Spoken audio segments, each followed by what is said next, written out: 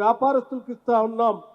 కానీ ఇప్పుడు మాత్రం ఈ రాష్ట్రంలో ఉన్నటువంటి మహిళలు, మహిళా సంఘ సభ్యురాళ్ళు, డ్వాక్రా సంఘాలతో ఎవరైనా ముందుకు వస్తే వాళ్ళ కొనుగోలు చేసేటువంటి బస్సులన్నింటినీ ఆర్టీసీలో కిరాయికి పెట్టుకొని వాళ్ళకి కిరాయి ప్రతి నెల చెల్లిస్తామని చెప్పి ఇప్పటికే 150 బస్సుల్ని ఈ రాష్ట్రంలో మహిళా సంఘ సభ్యురాలతో ఆర్టీసీలో పెట్టించడమే కాకుండా ఇంకా ఒక 450 బస్సుల్ని సీతక్క గారి ఆధ్వర్యంలో సెల్ఫ్ హెల్ప్ గ్రూప్స్ ద్వారా వడ్డీ లేని రుణాలు ఇప్పించి ఆ 450 బస్సులకు కూడా ఆర్టీసీలో పెట్టుకోవటానికి వారు ఒక స్కీమ్ తయారు చేసుకొని ముందుకు పోతా ఉన్నారు. మహిళలు మహారాణులుగా ఉండాలనే సంకల్పంతో కాంగ్రెస్ ప్రభుత్వం పనిచేస్తోందని మంత్రి సీతక్క అన్నారు. హైదరాబాద్ యూసఫ్గూడలో జరిగిన ఇందిరా మహిళా శక్తి కార్యక్రమంలో ఆమె పాల్గొన్నారు. మహిళల ఆర్థిక సాధికారత కోసం ఉచిత బస్సు ప్రయాణం, అలాగే కుట్టు మిషన్లు వంటివి పథకాలు అమలులో ఉన్నాయని తెలిపారు. గతంలో మహిళలు డబ్బుల కోసం మగవారిపై ఆధారపడాల్సి వచ్చేదని ఇప్పుడు పరిస్థితి మారిందన్నారు. సీఎం రేవంత్ రెడ్డి మహిళల అభివృద్ధికి ప్రాధాన్యం ఇస్తున్నారని తెలిపారు. అయితే ఈ పథకాలను అందిస్తుంటే బీఆర్ఎస్ పార్టీ అగౌరవపరుస్తూ మహిళలపై విమర్శలు చేస్తోందని మంత్రి సీతక్క మండిపడ్డారు. రెడ్డి గారి ప్రభుత్వం, మన ఇందిరమ్మ ప్రభుత్వం, మన ప్రజాపాలన వచ్చిన తర్వాత మహిళలకు మా గవర్నమెంట్ రాగానే 48 గంటలలో మహిళలకు ఉచిత ప్రయాణం పెట్టినాం. ఇవాళ ఉచితంగా ప్రయాణం చేస్తుంటే టీఆర్ఎస్ వాళ్ళు కళ్ళల్లో నిప్పులు పోసుకుంటున్నారు. ఆడోళ్ళందరూ కలిసి ఉండరు, కొట్లాడుకుంటారు, చికలు పట్టుకొని తన్నుకుంటారని దొంగ వీడియోలు తయారు చేయించి ఆడోళ్ళని కించపరిచే విధంగా, ఆడవాళ్ళు ఒక దగ్గర ఉండరు అనేటువంటి ఒక ఫ్యూడల్ నానుడు ఏదైతుందో దాన్ని ముందుకు తీసుకొచ్చి ఇవాళ ఆడవాళ్ళని ఇన్సల్ట్ చేస్తున్నారు. మీరు అందరు కూడా గమనించాలి. బస్సులు ఇవ్వడమే కాదు, బస్సులు మహిళా సంఘాలకు ఇచ్చి ఆ బస్సుకు ఓనర్లను చేసినాం.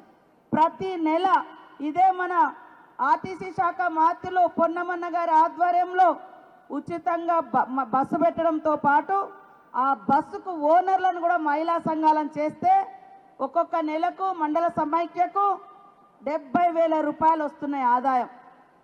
మొన్న నేను, ముఖ్యమంత్రి గారు, మా సిఓ దివ్య దేవరాజన్ గారు నారాయణపేట పోయినాం.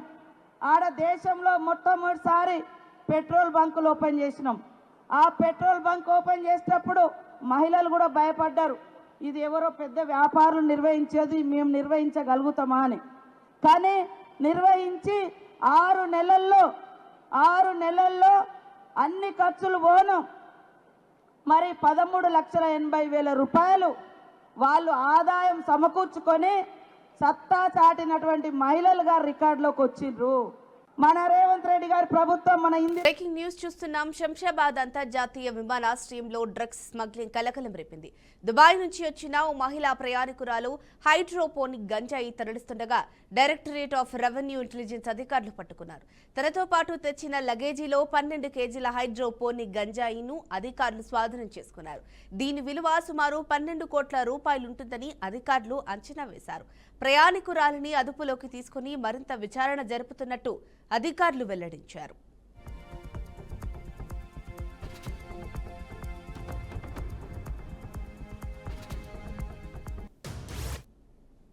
దీనికి సంబంధించిన పూర్తి సమాచారాన్ని మా ప్రతినిధి బాసిత్ అందిస్తారు. చెప్పండి బాసిత్.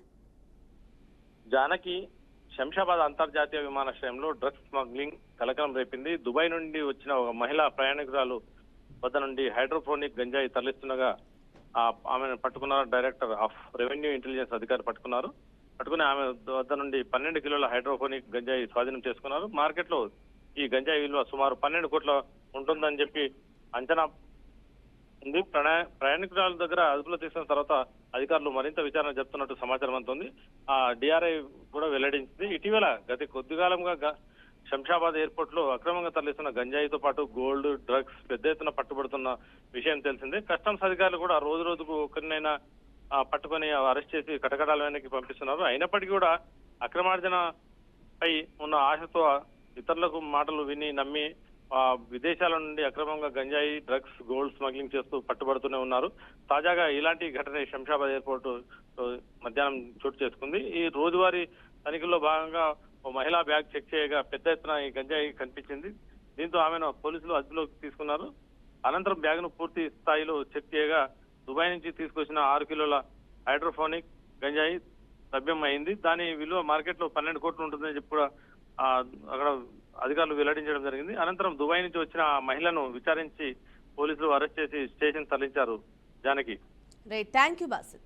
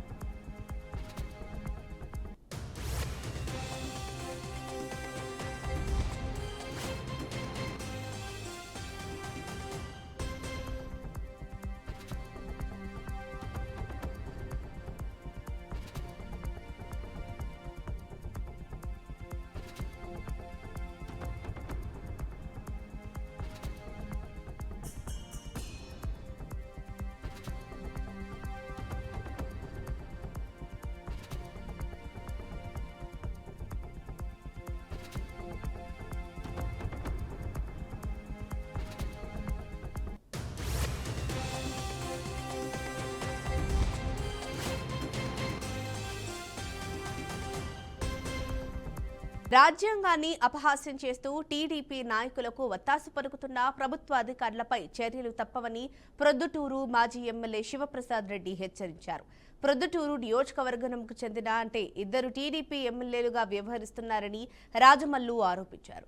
ప్రజల ద్వారా ఎన్నుకోబడ్డ వరదరాజులరెడ్డి ఎమ్మెల్యే అయితే ఆయన కుమారుడు కొండారెడ్డి రెండో ఎమ్మెల్యేగా నియోజకవర్గంలో పెత్తనాన్ని చెలాయిస్తున్నారని రాజమల్లు ఆరోపించారు. ఆయన కుమారుడు ప్రభుత్వ కార్యక్రమాలలో ప్రారంభోత్సవాలలో పాల్గొంటున్నారన్నారు. 2029లో తాము అధికారంలోకి వచ్చిన వెంటనే తమని ఇబ్బంది పెట్టిన వారిపై చర్యలు తప్పవని హెచ్చరించారు. ఎమ్మెల్యే కానీ నా ప్రశ్న ఏంది ఇక్కడ అంటే కన్నా అధికారపూర్వకంగా మీరు ఎమ్మెల్యే అని చెప్పి ఎన్నికల కమిషన్ డిక్లరేషన్ ఫామ్ ఇచ్చినది నంద్యాల వరదరాజిరెడ్డి గారికి. కానీ ప్రొద్దుటూరు నియోజకవర్గంలో ఎమ్మెల్యేగా వ్యవహరిస్తూ ఉండేది, అధికారులు కూడా ఎమ్మెల్యేగా రిసీవ్ చేసుకుంటూ ఉండేది వారి కుమారుడు కొండారెడ్డి గారిని. ఎందుకు ఇంత పెద్ద మాట మాట్లాడుతున్నానంటే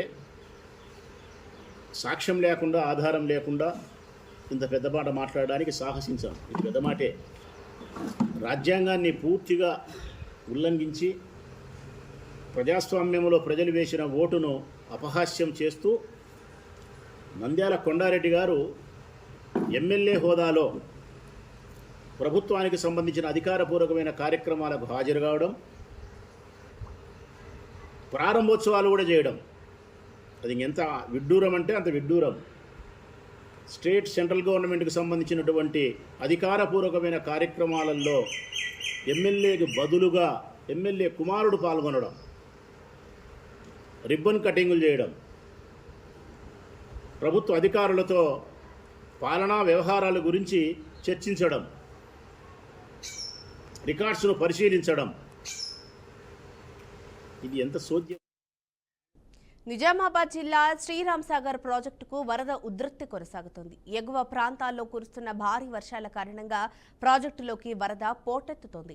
శనివారం మధ్యాహ్నం 1 గంట సమయానికి ప్రాజెక్టులోకి 2 లక్షల క్యూసెక్కుల ఇన్ఫ్లో వస్తోంది. అధికారులు ప్రాజెక్టు 39 గేట్ల ద్వారా 2,13,285 క్యూసెక్కుల అవుట్ఫ్లోను దిగువకు విడుదల చేస్తున్నారు. ప్రాజెక్టు ప్రస్తుత నీటి మట్టం 1,090.9 అడుగులు కాగా పూర్తి స్థాయి నీటి మట్టం 1,091 అడుగులు. ప్రాజెక్టు సామర్థ్యం 80.50 టీఎంసీలు ఉండగా ప్రస్తుతం 80.053 టీఎంసీల నీరు నిల్వ ఉంది. ఎగువ నుంచి భారీ వరద కొనసాగుతున్న నేపథ్యంలో లోతట్టు ప్రాంతాల ప్రజలు అప్రమత్తంగా ఉండాలని అధికారులు సూచిస్తున్నారు.